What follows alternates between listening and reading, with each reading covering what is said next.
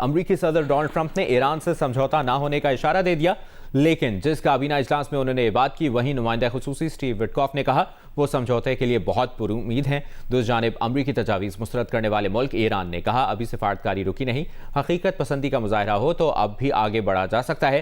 کابینہ اجلاس میں بات کرتے ہوئے ٹرمپ نے ایران پر نئے حملوں کی دھمکی لگائی۔ مذاکرات کے لیے بے تاب ہونے کے الزامات کے جواب میں ٹرمپ نے کہا وہ نہیں بلکہ ایران مذاکرات کی بھیک مانگ رہا ہے، لیکن انہیں نہیں پتا وہ اب مذاکرات کرتے بھی ہیں یا نہیں۔ اس سے پہلے سوشل میڈیا پر ٹرمپ نے ایران سے کہا تھا کہ وہ سنجیدہ ہو جائے، ڈیل کا وقت گزر گیا تو جو ہوگا وہ اچھا نہیں ہوگا۔ کابینہ اجلاس میں اسٹیو وٹکاف نے کہا امریکہ 15 نکاتی تجاویز دے چکا، ایران قائل ہو گیا تو اس سے اچھا کچھ نہیں ہوگا، اور ایران کے قائل ہونے کے مضبوط اشارے مل رہے ہیں۔ قریب یہی بات وائٹ ہاؤس سے سامنے آئی تھی کہ ایران کے ساتھ بات چیت ابھی ڈیڈ نہیں ہوئی۔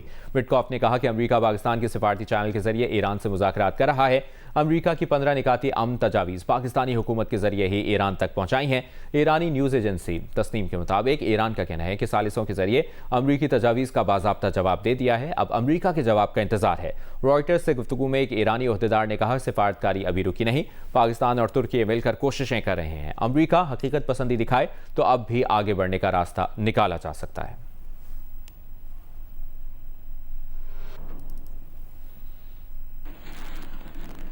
ٹرمپ نے کہا کہ ایران نے 10 تیل بردار بحری جہازوں کو آبنائے ہرمز سے گزرنے کی اجازت دی ہے۔ ٹرمپ نے کہا یہ وہ تحفہ ہے جو اس بات کا اظہار ہے کہ وہ جنگ ختم کرنے کی بات چیت کے لیے سنجیدہ ہیں۔ 2 روز قبل ٹرمپ نے میڈیا سے گفتگو میں کہا تھا کہ انہیں ایران نے ایک مہنگا تحفہ دینے کا وعدہ کیا ہے، تاہم ٹرمپ نے تحفے کی تفصیل نہیں بتائی تھی۔ آج امریکی صدر نے بتایا کہ ایران نے پہلے 8 تیل بردار بحری جہازوں کو آبنائے ہرمز سے گزرنے دیا اور پھر 2 مزید تیل بردار جہاز آبنائے ہرمز سے گزرے۔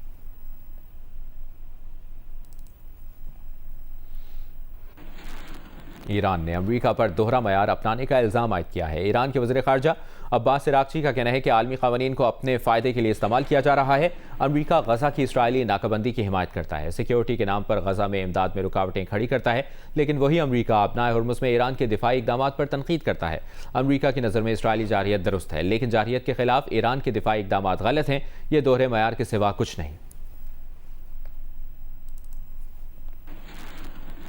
امریکی وزیر جنگ پیٹ ہیگزت نے کہا ہے کہ امریکی عوام امن سمجھوتے کے لیے دعا گو ہیں۔ امریکہ ایران کے ساتھ سمجھوتے کا خیر مقدم کرے گا، ورنہ جنگوں کے فیصلے کسی اور طرح ہوتے ہیں۔ کابینہ اجلاس میں انہوں نے بتایا کہ ایران کے پاس نہ اب نیوی ہے نہ نیوی کمانڈر۔ امریکہ ایران کی فوجی صلاحیتیں ختم کر کے یقینی بنانا چاہتا ہے کہ ایران ایٹمی ہتھیار حاصل نہ کر سکے۔ ایران کی فضاؤں میں امریکی طیاروں کی نچلی پروازیں ثبوت ہیں کہ ایران کے پاس اب ایئر ڈیفنس سسٹم بھی نہیں بچا ہے۔ اسرائیلی فوج نے ایک بیان میں کہا ہے کہ اسرائیل کا 3را فوجی جنوبی لبنان میں ہلاک ہو گیا۔ ایک نیوز بریفنگ میں اسرائیلی ڈیفنس فورس کے ترجمان نے بتایا کہ گزشتہ رات ہوئے مقابلے کے دوران سٹاف سارجنٹ مارا گیا۔ اس سے پہلے 2 اسرائیلی فوجی 8 مارچ کو لبنان میں مارے جا چکے ہیں۔ 28 فروری کو ایران پر حملوں کے بعد سے شروع ہوئی جنگ میں اسرائیل کے اندر ایرانی حملوں میں مارے جانے والے اسرائیلیوں کی تعداد 17 ہو چکی ہے۔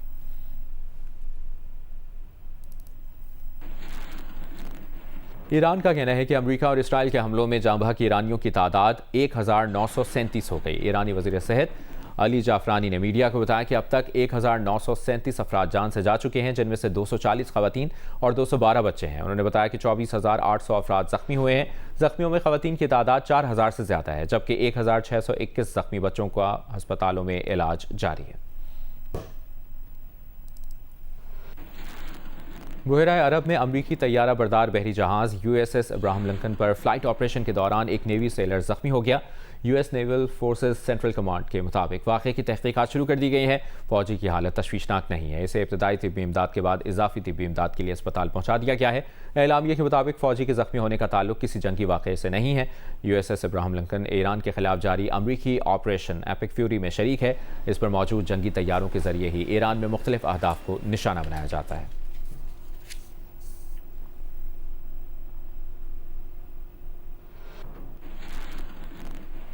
وزیر اعلیٰ پنجاب مریم نواز PSL 11 کا افتتاحی میچ دیکھنے کے لیے قذافی اسٹیڈیم پہنچیں۔ PSL 11 میں شامل ٹیموں کے لیے نیک خواہشات کا اظہار کیا۔ وزیر اعلیٰ کا ٹیم مالکان اور کھلاڑیوں سے تعارف بھی کرایا گیا۔ میدان میں قومی ترانے کے موقع پر بھی موجود رہیں۔ Chairman PCB Mohsin Naqvi, CEO Salman Naseer اور سابق کپتان وسیم اکرم نے بھی شرکت کی۔ वज़ीर आला पंजाब मरीम नवाज शरीफ क़ज़्ज़ाफ़ी स्टेडियम पहुंची तो चेयरमैन PCB मोहसिन नकवी ने उनका खैर मकदम किया। वज़ीर आला का PSL में शरीक टीमों के मालिकान और इफ्तिताही मैच की टीमों हैदराबाद किंग्स और लाहौर कलंदर के खिलाड़ियों से भी तारुफ कराया गया। वसीम अकरम PSL 11 की ट्रॉफी ग्राउंड में लाए। इफ्तिताही मैच से कबल पाकिस्तान का कौमी तराना बजाया गया। चेयरमैन PCB मोहसिन नकवी ने भी टीमों के लिए नेक ख्वाहिशात का इजहार किया। वज़ीर आला मरीम नवाज और चेयरमैन PCB मोहसिन नकवी ने इफ्तिताही मैच भी देखा। सीनियर सूबाई वज़ीर मरियम औरंगज़ेब, सूबाई वज़रा सलमान रफीक, फैसल अयूब खोकर और एडवाइज़र अली डार भी उनके साथ थे। वज़ीर आज़म शहबाज शरीफ से MQM पाकिस्तान के वफ़द की अंदरूनी कहानी सामने आ गई है। मुलाकात की ज़राए MQM के मुताबिक MQM ने वज़ीर आज़म से 28वीं आईनी तरमीम लाने का मुतालबा किया है। इसकी तफसील जानते हैं नुमाइंदा जियो न्यूज़ किरण खान से। किरण, क्या पता चला है मज़ीद? जी बिल्कुल, आज MQM के वफ़द की वज़ीर आज़म पाकिस्तान से कराची में मुलाकात हुई है, जिसमें चेयरमैन डॉक्टर खालिद मकबूल की सरबराही में ये वफ़द मिला। वफ़द ने जो गुज़िश्ता रोज़ प्रेस कॉन्फ्रेंस की थी MQM की जानिब से, वही चीज़ दोहराई है वज़ीर आज़म के सामने कि फौरी तौर पर MQM का जो बल्दियाती हुकूमतों के हवाले से आईनी तरमीमी बिल है, उसको 28वीं तरमीम में शामिल करके 28वीं तरमीम को जो ऐवान में लाया जाए।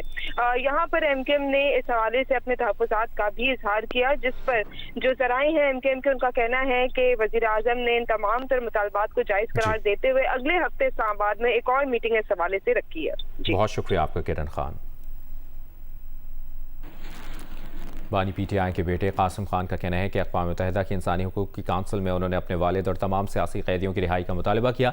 वो वाज़ेह करना चाहते हैं कि अपने वालिद की तरह वो पाकिस्तान के लिए GSP+ स्टेटस की हिमायत करते हैं, लेकिन पाकिस्तानी हुकूमत को GSP+ स्टेटस के हुसूल के लिए शहरी और सियासी हुकूक़ समेत उन 27 मुआहिदों पर अमल करना होगा जिसका उसने इस सहूलत के हुसूल के लिए वादा किया है। वज़ीर इत्तलाआत पंजाब असमा बुखारी का कहना है कि पाकिस्तान के GSP स्टेटस को मुतनाज़ा बनाने की कोशिश की गई। पाकिस्तान के खिलाफ दूसरा 9 मई किया गया। बानी PTI के बेटे इसके मरकज़ी किरदार हैं। कासिम खान की ईद पर उनके वालिद से आधा घंटा फ़ोन पर बात कराई गई। दोनों भाई अमरीका में इसराइली लॉबी के साथ मिले। उनकी वाहिद दलील ये थी कि वालिद साहब जेल में हैं। यूरोपीय यूनियन 9 मई की बगावतों और तोशाखाना जैसे मामलात भी देखे।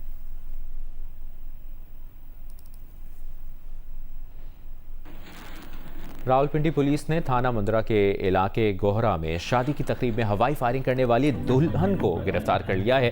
पुलिस के मुताबिक दुल्हन के पास असलहा लाइसेंस भी नहीं था। अमरीकी सदर डोनाल्ड ट्रंप ने आबनाए हुर्मुज़ खोलने के लिए ईरान को जुमे तक की दी गई डेडलाइन पर लचक का इशारा दे दिया। एक हफ्ता पहले सदर ट्रंप ने ईरान को आबनाए हुर्मुज़ खोलने के लिए 48 घंटों की डेडलाइन दी थी। ना खोलने पर खतरनाक हमलों की धमकी दी थी। पिछले पीर को वो इब्तदाई डेडलाइन खत्म होने से पहले ईरान अमरीका मुज़ाकरात की राह हमवार होने लगी तो ट्रंप ने उस डेडलाइन में 5 दिन का इजाफा कर दिया था। आज काबीना इजलास में सदर ट्रंप से जब पूछा गया कि जुमे को डेडलाइन के खात्मे पर वो क्या करेंगे तो ट्रंप बोले उन्हें अभी तक नहीं पता। वो विटकॉफ, JD वेंस और जेरेड कुशनर से पूछेंगे जो ईरान से मुज़ाकरात कर रहे हैं, और वैसे भी अभी तो बहुत वक्त पड़ा है।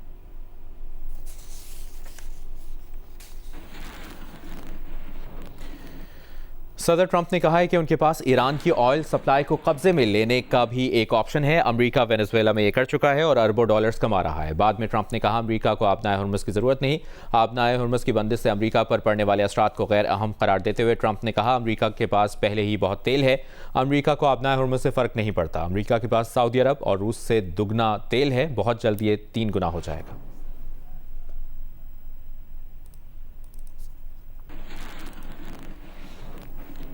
ईरान पर अमेरिका और इसराइल के हमले और इसराइल और खलीजी मुल्कों पर ईरान के हमलों का सिलसिला जारी है। तफसील देखिए इस रिपोर्ट में। ईरान पर अमेरिका और इसराइल के हमले जारी हैं। ईरान के शहर बंदर अब्बास पर ईरानी बहरिया की तनसीबात पर फ़ज़ाई हमले किए गए। अमरीकी सेंटकॉम ने पासदारान इनकलाब की बहरिया के सरबराह अली रज़ा को शहीद करने का दावा किया है। पासदारान इनकलाब ने तस्दीक नहीं की।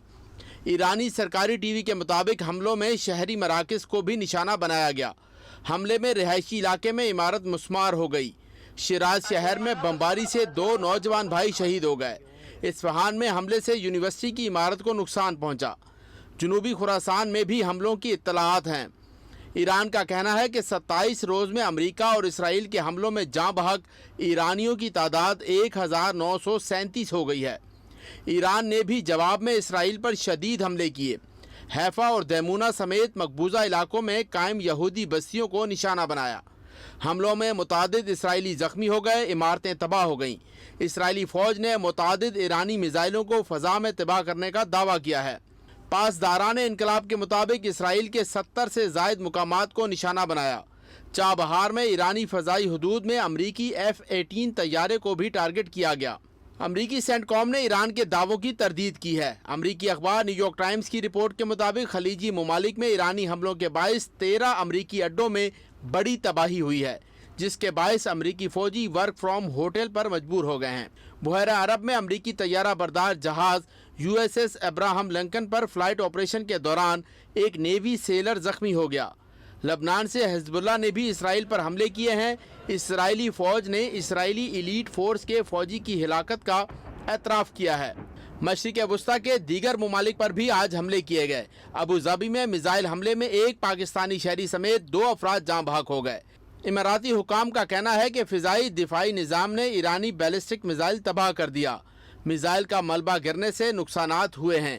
سعودی عرب پر بھی ڈرون حملے ہوئے۔ سعودی وزارت دفاع کا کہنا ہے کہ مشرقی صوبے میں 8 ڈرون تباہ کر دیے۔ ادھر غزہ پر بھی اسرائیل نے حملے کیے ہیں۔ دیر البلاح میں بے گھر فلسطینی کیمپوں پر اسرائیلی حملے میں متعدد فلسطینی شہید ہو گئے۔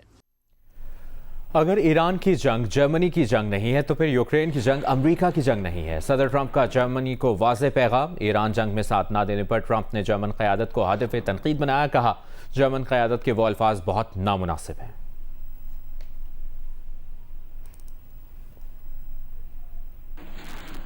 روس نے ایران میں بوشہر نیوکلیئر پاور پلانٹ کے قریب اسرائیلی اور امریکی حملے کی شدید مذمت کی ہے۔ روسی وزارت خارجہ کے بیان میں کہا گیا کہ 24 مارچ کو بوشہر میں ایران کے نیوکلیئر پاور پلانٹ کے قریب حملہ کیا گیا۔ یہ جارحیت جان بوجھ کر خطے میں بڑے پیمانے پر ایٹمی تباہی کو ہوا دینے کی کوشش ہے۔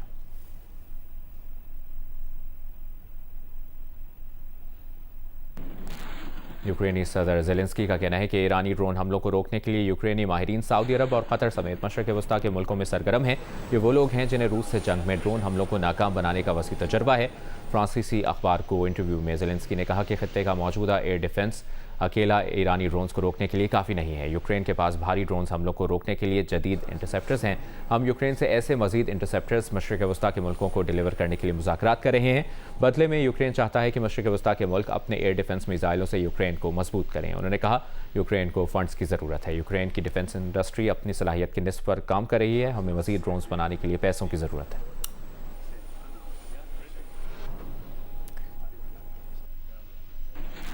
روسی صدر پیوٹن کا کہنا ہے کہ ایران جنگ کے نتائج اتنے ہی سنگین ہو سکتے ہیں جتنے کورونا وبا کے ہوئے تھے۔ کورونا وبا سے بلا تخصیص تمام خطوں اور براعظموں کی ترقی ڈرامائی طور پر سست ہو گئی تھی۔ ماسکو میں تاجر رہنماؤں سے خطاب میں پیوٹن کا کہنا تھا کہ مشرق وسطیٰ تنازع کے نتائج کے بارے میں درست پیش گوئی کرنا مشکل ہے۔ جو اس تنازع میں شامل ہیں وہ خود بھی نتائج کے بارے میں پوری طرح نہیں بتا سکتے۔ اس تنازع سے بین الاقوامی لاجسٹکس، پروڈکشنز اور سپلائی چینز کو نمایاں نقصان ہو رہا ہے اور اس سے ہائیڈرو کاربن، دھاتوں اور کھاد کی کمپنیوں پر دباؤ بڑھ رہا ہے۔ روس کو چیلنجز سے نمٹنے کے لیے مضبوط اور متحد ہونا ہوگا۔ وفاقی وزیر ڈاکٹر مصدق ملک نے کہا ہے کہ امریکہ اور اسرائیل کے ایران سے جنگ میں پاکستان نے جو عملی کردار ادا کیا ہے وہ بہت کامیاب رہا ہے۔ پروگرام کیپٹل ٹاک میں بات کرتے ہوئے تحریک انصاف کے سینٹ میں پارلیمانی leader senator barrister Ali Zafar نے کہا پاکستان کی موجودہ فارن پالیسی کا کردار بہت اچھا ہے۔